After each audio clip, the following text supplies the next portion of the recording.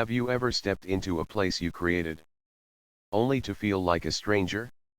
Have you ever heard cries echoing from a space meant to be filled with laughter?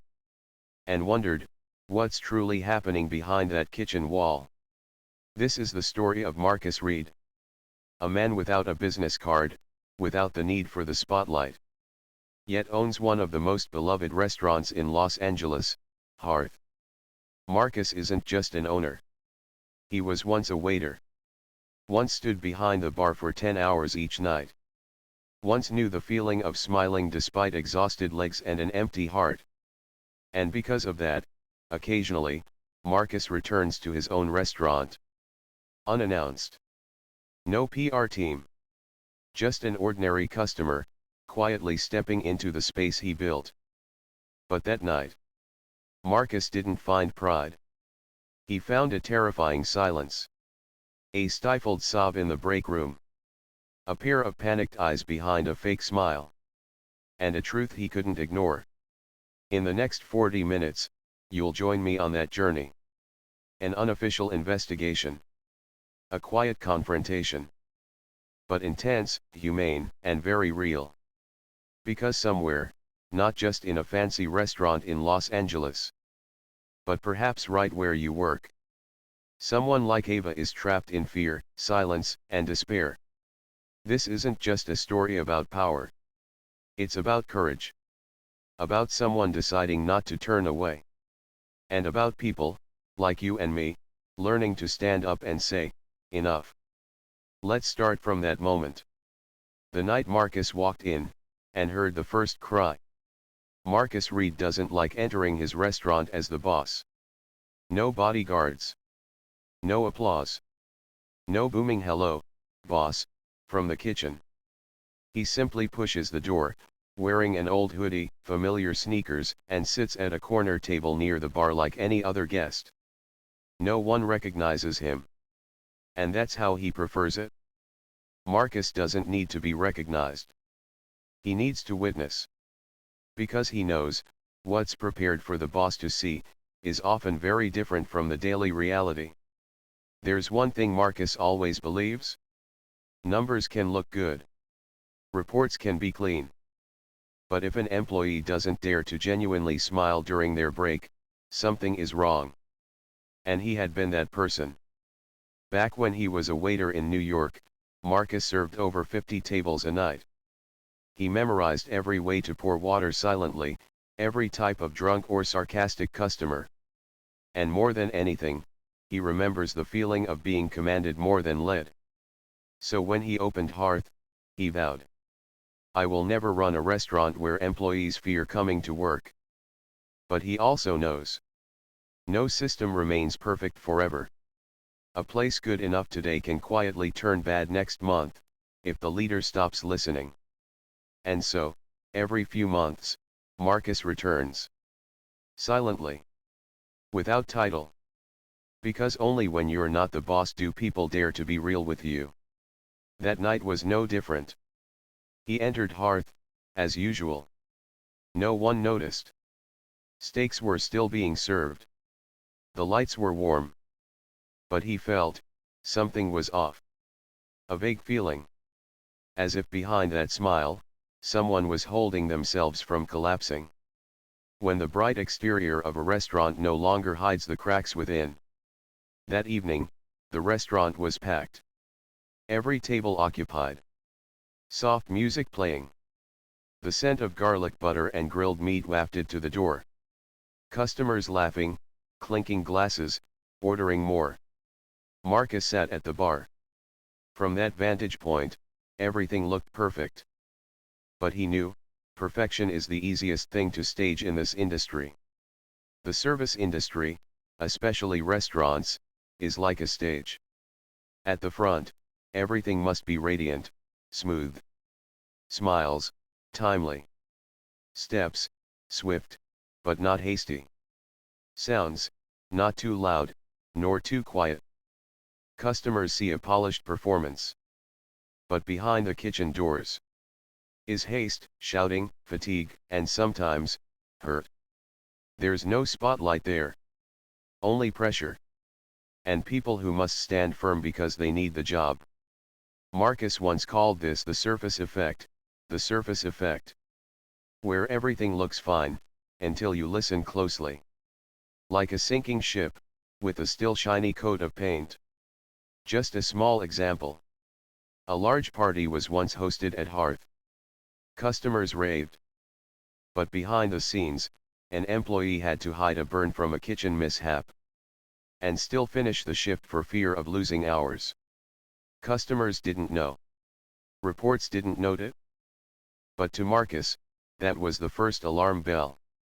If you only measure performance by star reviews and revenue, you'll miss the size between shifts. And might lose the very soul of the place you built. That night, as Marcus saw the warm yellow lights, heard the lively laughter, he still felt a strange emptiness.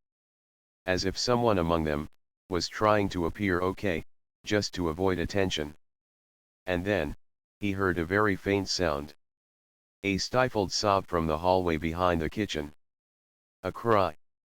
Not from pressure, but from fear. From here, the story steps into darkness. Where Marcus is no longer just an observer. He's compelled to confront. Marcus heard it, very softly. A thin, light sound, almost swallowed by the bar's noise and clinking dishes in the dining room. A sob. Not a wailing cry. Not melodramatic. Just, choked. As if someone was using all their strength to stay silent. Marcus paused. The sound came from the small hallway near the kitchen, where staff take breaks or quickly eat a few bites of cold salad. He walked slowly. Not turning his head. Not drawing attention. The break room door was ajar. Through the small gap, Marcus saw a young woman, head bowed over the cold metal table. Her hands gripping the table edge, as if letting go would make her collapse. A colleague, a young man in a restaurant apron, stood beside her, whispering something. His voice concerned. Marcus didn't know who she was. But he knew that feeling. That wasn't crying because a customer scolded. Not stress from a long shift. But the cry of someone cornered. With no choices left. No one to lean on. Marcus had seen it in the worst places. In kitchens where managers threw plates on the floor when food cooled. In restaurants where female staff didn't dare report because the boss is the manager's friend. In places where power had no surveillance cameras. Nothing is scarier than enforced silence. Where one's voice is stifled by the fear of losing their job, or worse, being smeared. He couldn't turn away. Marcus walked slowly back to the bar. Shoulders relaxed. Face calm. But inside, his heart pounded faster. He needed to know what was truly happening. But he couldn't ask the girl right now, not when she still thought he was just a customer.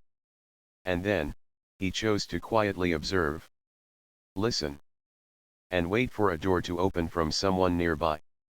That's when Marcus decided to strike up a conversation with the young man, who, in a few minutes, would become the key to unlocking the first knot. Marcus waited until the young man stepped out of the break room.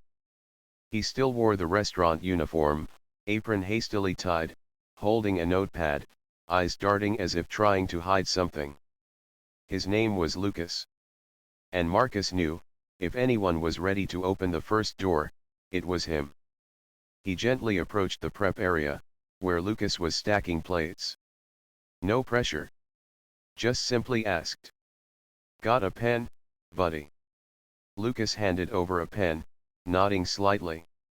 That seemed like the end. But Marcus didn't leave.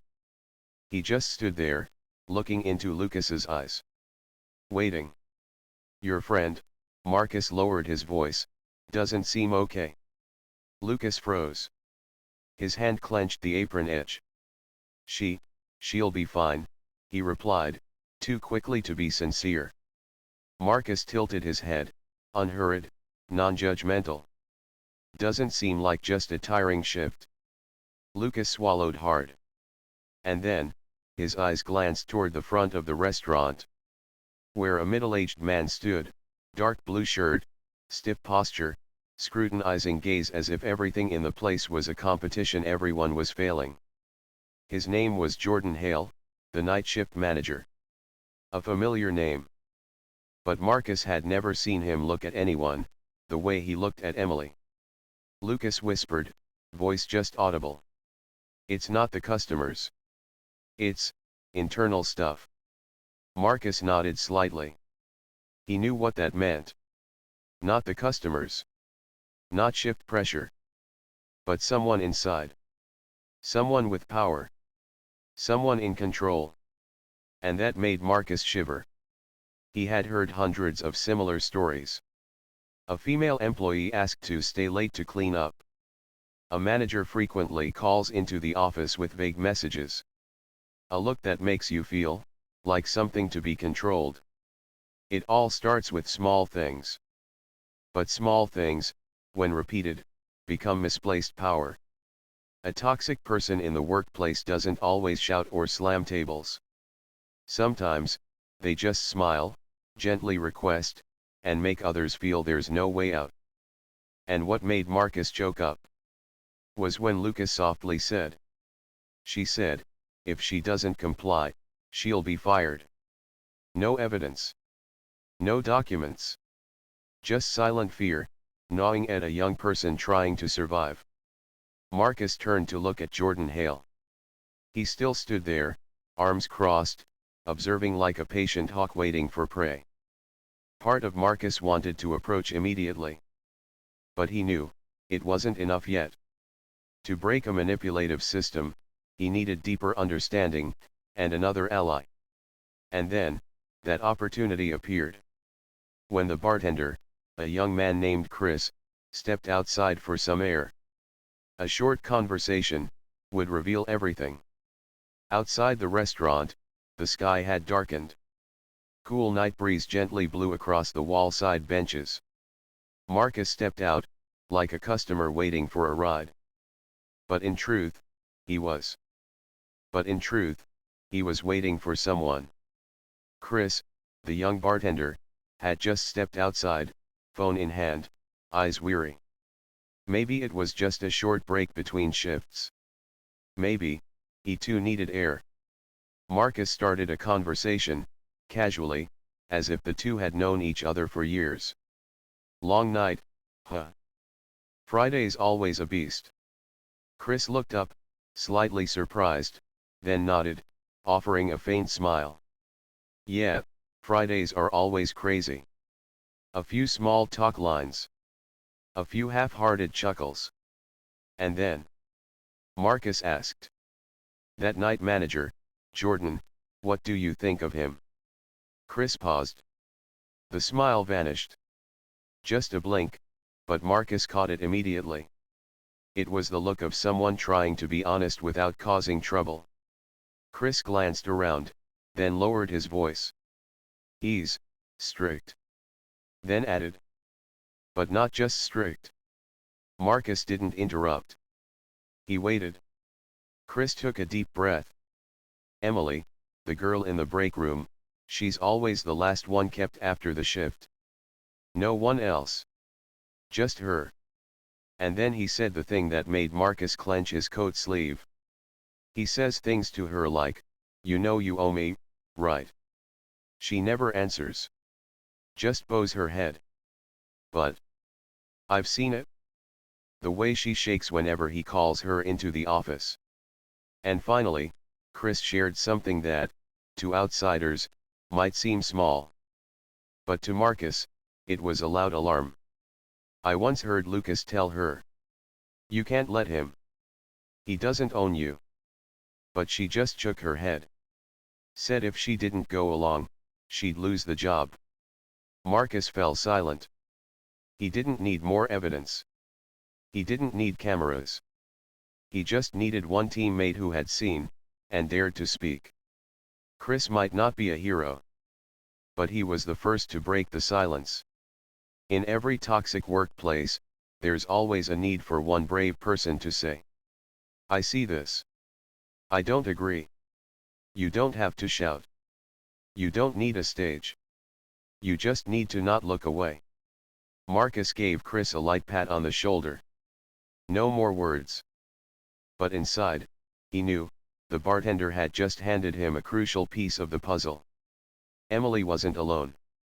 And Jordan could no longer hide. It was time for Marcus to return inside. Not as an observer anymore, but as someone ready to act. Marcus walked back into the restaurant. No more watching from the sidelines. No more silent notes. He knew exactly who he was looking for. Jordan Hale stood there, same position as before, near the host station. Body slightly leaning forward, eyes scanning as if tallying the moods of every employee. His shirt was crisply ironed. Tie perfectly knotted. Face calm, but his eyes, the one thing that never lies. And Marcus saw it.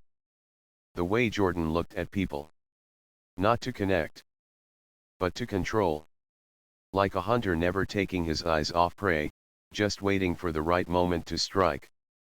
This story wasn't just about Emily. It was about a system of silence, fueled by those who know how to exploit others' vulnerabilities. Marcus had seen men like Jordan before. On film sets. In closed-door meetings. And now, in his very own restaurant. People like Jordan never yell. They whisper. They don't openly force. They suggest, imply, cast shadows, then let the victim choose between stay or leave. Jordan was a predator in plain sight, a hunter in a well-pressed shirt. No one suspected him. No one dared speak. Because he was the competent manager. The guy who keeps the place running. The trusted man from upper management. And Marcus knew, that was the problem. When a system only measures performance by shift schedules, revenue, and happy customers, it forgets the most important thing. The safety and dignity of the workers. An employee like Emily, always punctual, always delivering. Yet she was the last to leave every night. The only one ever invited to the office. And the one who looked most terrified when Marcus came near. Not every abuser yells, curses, or hits. Many just stand there, in clean shirts. And plant fear through a single glance. Marcus took a deep breath.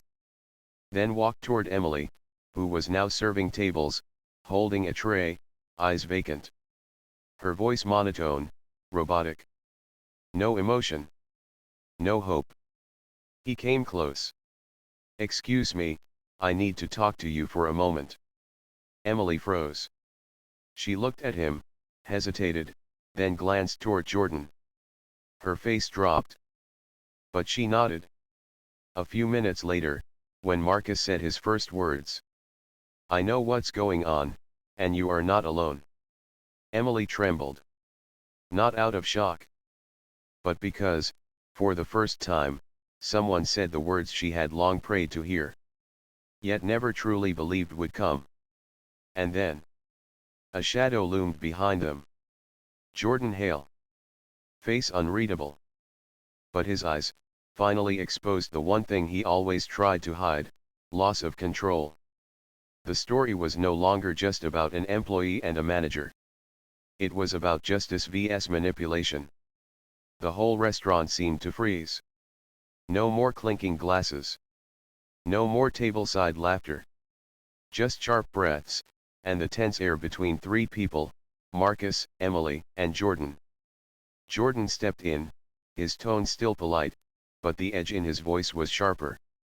What's going on here? Marcus didn't immediately turn. He looked at Emily, saw her shoulders slightly recoil at Jordan's voice.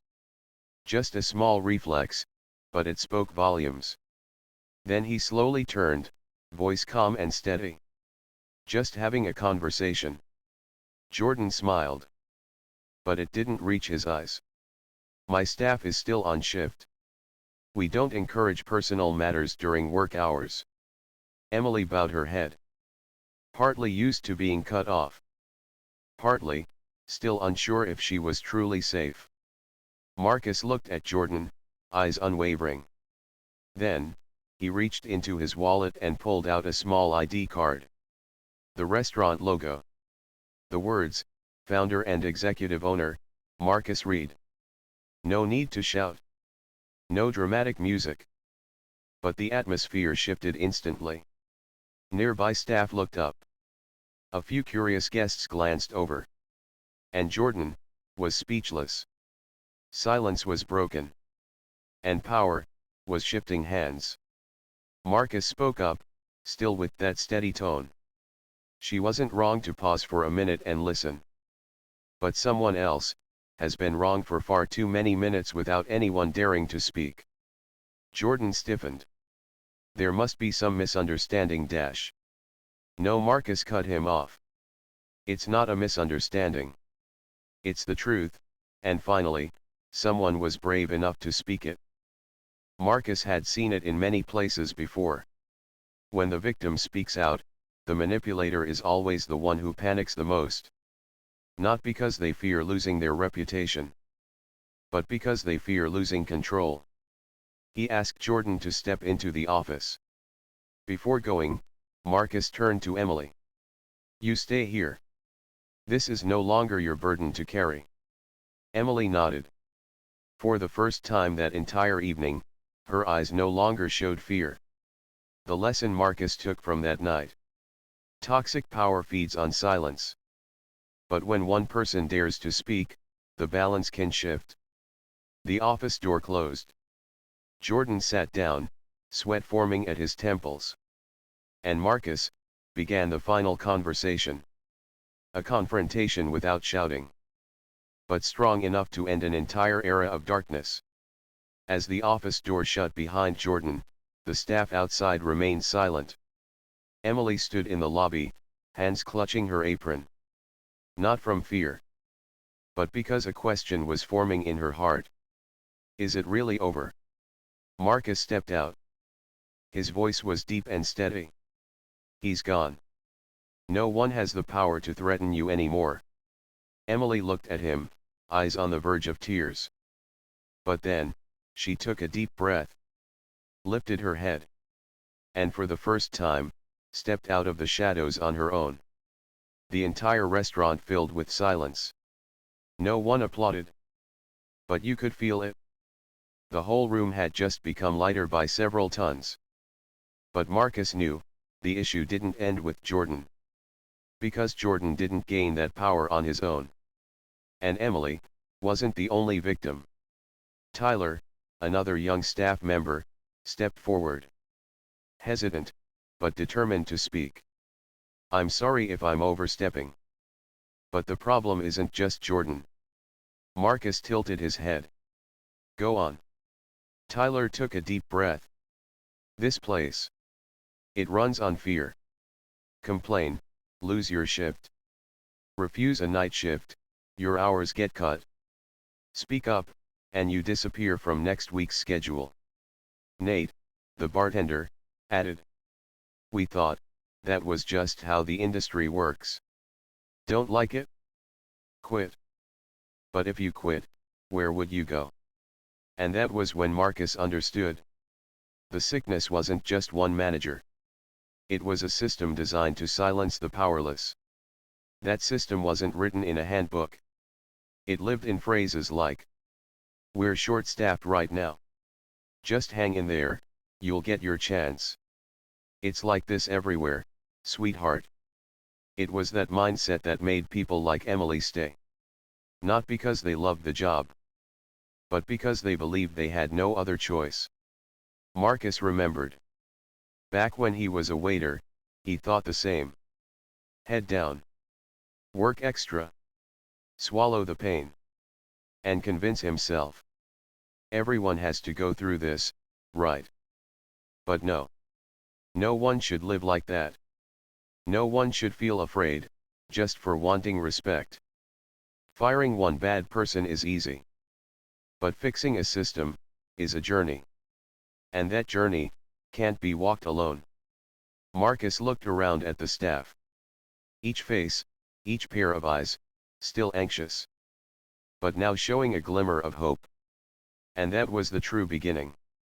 Not to close the story, but to write the next chapter, one that included everyone's voice. When Jordan left, the room didn't erupt into cheers like a movie. No one shouted, "We won." No dramatic music played. There was only silence. A kind of silence, completely different from before. No longer heavy. But the emptiness left behind by a system just dismantled, without yet something new to replace it. Emily was the first to speak. Her voice still shook, but was clear. "I don't want anyone else to go through what I did." She didn't look at anyone. She just looked straight at Marcus. The one who stepped in. But never spoke for her. Marcus nodded. He didn't issue commands. He didn't make a speech. He simply asked, "What do you want to change?" That question made the whole room pause. Tyler looked up. "I want the schedule to be posted publicly, clearly. No last-minute changes unless there's a real reason." Nate added. "And everyone should have the right to say no to night shifts. No one should be left behind alone." A girl from the kitchen stepped out, softly said, "We need an independent HR inspector. Someone not from management." Another voice. "And retraining. Not just technical stuff, but how we treat each other as human beings." And then Marcus smiled. Not because everything was fixed, but because he saw. People were starting to feel like they had the right to speak up. This is something many places forget. When a culture has been harmed, you can't fix it with top-down orders. You have to let the ones who were hurt be part of the healing. After a similar incident at a former branch in Chicago, Marcus changed how internal evaluations were done. No longer just based on KPIs or revenue, but on something called the Psychological Safety Index. Did employees feel safe to speak up? Could they give feedback without fear of retaliation? And the miracle was, revenue didn't drop. Service quality didn't decline. But staff turnover was cut nearly in half within 6 months. Culture isn't built by rules. It's built by how we treat each other when no one is watching. That evening, Marcus didn't issue new rules. He made only one promise. Every person in this kitchen, this floor, this break room, will help redefine what you call a workplace. And when Emily nodded, for the first time as someone who had been heard, Marcus knew. The new culture had just begun. That day, the girl who once bowed her head in the break room walked out with a different posture. No longer the timid Emily, clutching the hem of her apron. No longer someone who avoided eye contact. But Ava, her real name. A girl who, for the first time, was called by her true name, with true respect. In the team meeting held after that evening shift, Marcus made a suggestion. We need someone to lead internal conversations, not from the management board, but from within the team. While everyone hesitated, Ava stepped forward. She didn't say much. Just one sentence. "I don't know if I'm strong enough yet. But I'm willing to stand in the middle, so no one else has to stand alone." The room didn't erupt in applause. But their eyes, full of admiration, said more than claps ever could. Because they knew. This was someone who had been hurt the most. And now, was the first to step forward. Marcus smiled. Not because everything was solved, but because he knew. This was more powerful than any policy he'd ever written. Not everyone is ready to be a representative. But when someone who was once a victim dares to rise, a broken system begins to heal. And Ava wasn't just speaking for herself. She was speaking for everyone who had ever bit their tongue because they couldn't afford to lose the job. Stayed silent thinking, maybe this is just how it is everywhere. Believed that being quiet was the only way to survive. 3 weeks later, Ava proposed something simple. An anonymous feedback box for staff. It seemed small. But within the first month, Marcus received over 30 honest suggestions. More than he'd heard in an entire year.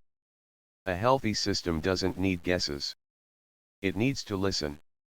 One voice can change a single night. But one person who was once silenced yet still dares to speak, can change an entire culture. At the end of the meeting, Ava left with Lucas and Nate. No escorts. No one leading the way. Just 3 people.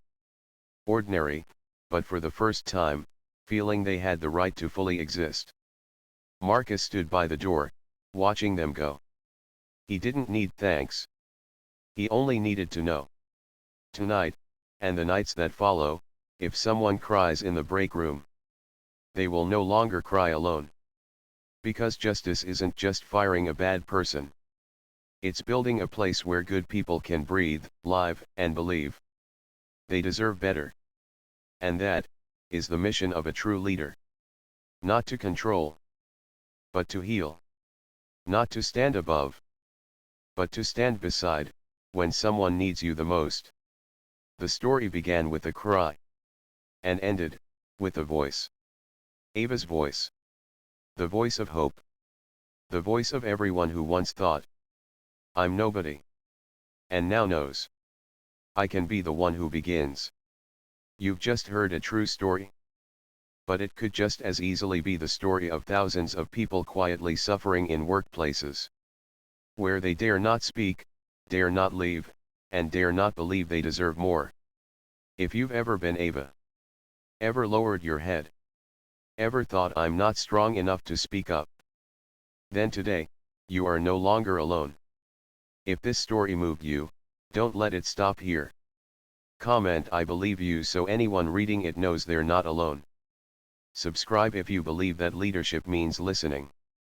And if you know someone who needs to hear this, share it. Because sometimes, all it takes is one voice. And today, that person could be you.